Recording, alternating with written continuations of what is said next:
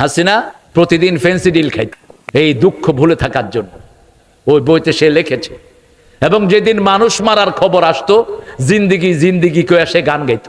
আপনি যে কোনো খুনিকে দেখবেন, যে কোনো খুনিকে দেখবেন, তার শান্তি নাই। বাংলাদেশের মোল্লারা সব ইয়াজিদের বংশ নাকি? ওমর ওসমান আলীকেও মুসলমানরাই হত্যা করেছিল। তাদের বংশধরেরা কিন্তু এখনো এই দুনিয়াতেই আছে।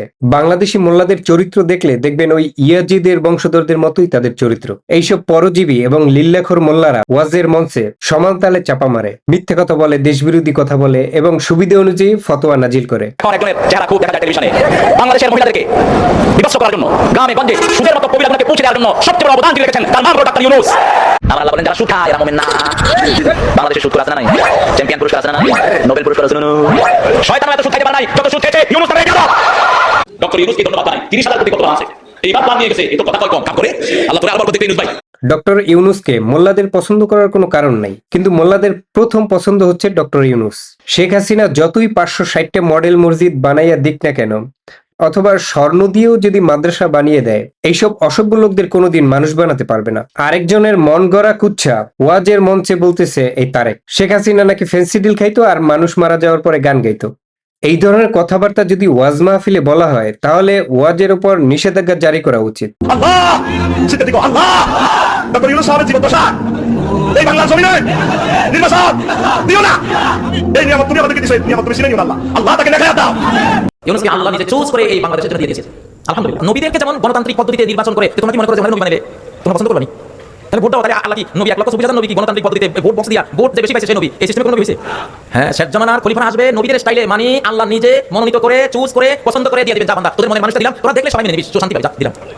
ইউনূস সাহেব এভাবে আছে না? এভাবে আছে না? এসব কথা শুনে, এসব ওয়াজ শুনে মানুষ কি শিখবে?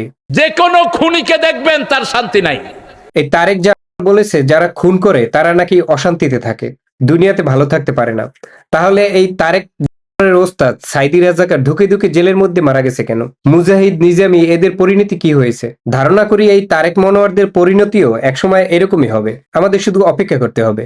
বাংলাদেশের মানুষকে ধর্মের নামে আর যা খুশি তাই খাওয়ানো যাবে না। মানুষ বুঝতে শুরু করেছে এই বেশিরভাগ হুজুরেরা ধর্মের নামে রাজাকারি করে এবং ধর্ম ব্যবসা করে। এই বাংলাদেশে প্রাতিষ্ঠানিকভাবে যত ঘৃণা বিদ্বেষের চর্চা হয়, সব করে এই হুজুরেরা। ওয়াজের মঞ্চে আল্লাহ নবীর কোনো কথা নাই, শুধু এর গিবত ওর গিবত, রাজনৈতিক কথা এইসব বলে বেড়ায়। কোথায় হিন্দুদের আক্রমণ করতে হবে, কোথায় মূর্তি তৈরি হয়েছে এগুলো ভাঙতে হবে, এইসব কথা ছাড়া, মানে ভাঙা ভাঙি ছাড়া আর কোনো ওয়াজই করে না এরা। এখন আল্লাহর উপাসনা করার বদলে মওদুদি, লাদেন, শফিকুর রহমান এবং জিন্নার গুণগান বেশি করে। মাঝে মাঝে ওরা যে মোনাফেকের ওয়াজ করে না, আসল মোনাফেক ওরাই। এদের কোনো ফতোয়া বিশ্বাস করবেন না। জয় বাংলা। সরকার পরিবর্তনের সাথে সাথে এদের ফতোয়াও পরিবর্তন হয়ে যায়। 16 কোটি মানুষের জননী প্রধানমন্ত্রী শেখ হাসিনা যে স্বপ্ন দেখেছে, এটা বাস্তবায়নের জন্য যে কাজ করবে না, সে যে দলের লোক হয় হোক জানবে না। এদের মতো নির্লজ্জ নর্দমার কীট পৃথিবীর আর কোথাও খুঁজে পাবেন না। লিল্লার টাকা খাইতে খাইতে এদের লজ্জা শরম সব উঠে গেছে। আমার 14 বংশ আওয়ামী লীগ কত মানুষের কাছে ছড়িয়েছে যে এরা জামাত, এরা শিবির। ভণ্ড তুই আমার কুষ্টিয়ায় খবর নিয়ে আয়। প্রকাশ্যে মিথ্যা কথা বইলা চাপা মাইরা ধরা খাওয়ার পরেও এদের কোনো শিক্ষা হয় না। এদের মুরিদদের এমন ভাবে ব্রেন ওয়াশ করছে যে 501 নম্বর রুমে গিয়ে ধরা খাওয়ার পরেও হালাল ফতোয়া খুঁজে। কোরআন শরীফে সব থাকলেই মানবো তা না। ঐক্যজোট গঠন করেছেন যে দলের প্রধান হচ্ছেন একজন নারী। আমরা তো এটাকে হারাম বলিনি, ইসলাম তো এটাকে হারাম বলেনি। নারী নেতৃত্ব জায়েজ নাই। কেউ যদি বলে আমরা নারী নেতৃত্ব হারাম বলি না এবং ইসলামে হারাম বলা হয় না, কথাটি কতখানি সঠিক? তারা ভুল বলেছে। নারী নেতৃত্ব অবশ্যই হারাম। How many women candidates has the Jamaat-e-Islami fielded in this election, in the parliamentary election? Not a single one. But we are preparing. Could a woman take your place one day? It's not possible. It's not possible. Because Allah made everyone in its own entity. এখনো বলি, এদের ফতোয়া বিশ্বাস করবেন না। নারী নেতৃত্ব শেখ হাসিনা হলে হারাম, কিন্তু খালেদা জিয়া হলে আরাম। নারীদের ভোটাধিকার থাকা উচিত না, কিন্তু জামাত চরমনায় ভোটে দাঁড়ালে নারীদের ভোট হালাল। গণতন্ত্র হারাম, কিন্তু নিজেরা ভোটে দাঁড়াইলে হালাল। আমি প্রথমে এটা চিন্তা না, রানীর পাশে একটা দাওয়াত হলো, আমি লন্ডনে গেছি, ওখানে ইমামদের দাওয়াত। আমি ছোট ইমাম তখন 1997 তখন আর বলেছিলেন না। হ্যাঁ, তখন আর বলেছিলেন, বয়স কমে গেছে। অনেক কিছু লেখা রানীর পাশে, অনেক খাবার ব্যবহার করছি, কত খাবার মাশাআল্লাহ। শেষে দেখি যে পাও কি আর না। এটা জুতা দিয়া ফিটা জুতা দিয়া। আমি কওমিয়া লোকদেরকে বলবো, একটু মজা মজা লাগে জামাতের সাথে ঐক্য করতে। এই জামাত যেখানে যেখানে লাগবে ওখানে ইসলাম ধ্বংস হয়ে যাবে। এটা জুতা দিয়া ফিটা জুতা দিয়া। এটা জুতা দিয়া ফিটা জুতা দিয়া। খালি বাহাত শব্দটা মুখে লয়, তাহলে এই বাঞ্ছত্রে যাইতে দিবেন না, আটকাই রাখবেন। আমি মনে করি সম্মানবীরা বোকাচোদা, বাচ্চা ফুলাঙ্গারের বাচ্চা প্রজন্ম কোথাকার, তোর সুতোতে ফিটানো কাম বদমাইশ কোথাকার।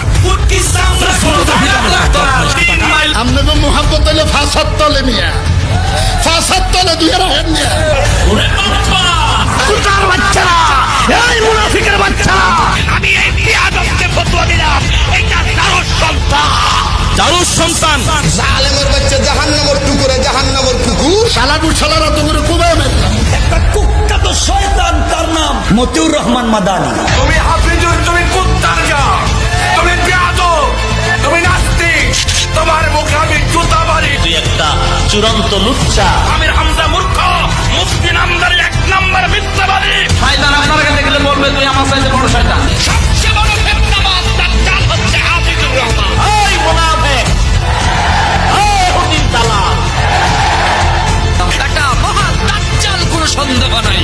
আমার বিরুদ্ধে যারা বলে তারা রাজাকার এবং তারা জারদ সন্তান। মির্জাফর, কাপ্পার, পত্তার, নাস্তিক, কুলাঙ্গার। নামে কুলাঙ্গার।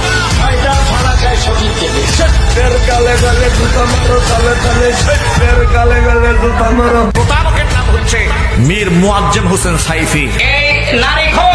ওয়াবি মানে সোর, ওয়াবি মানে জানাগর, ওয়াবি মানে টকবাজ, ওয়াবি মানে ইনাউজর, ওয়াবি মানে জানাগর, ওয়াবি মানে খারাপ, ওয়াবি মানে জেল হোক। ওই হলো আহালে খবিশ, আহালে খবিশ। আরেকজনের স্ত্রীর ঘরে তার দুইটা বাচ্চা পয়দা করছে, হারামজাদা।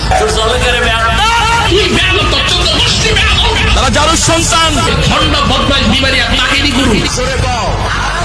আমিও বলি, আমিও বলি, তোমরা বলো, আমিও বলি, তোমরা বলো।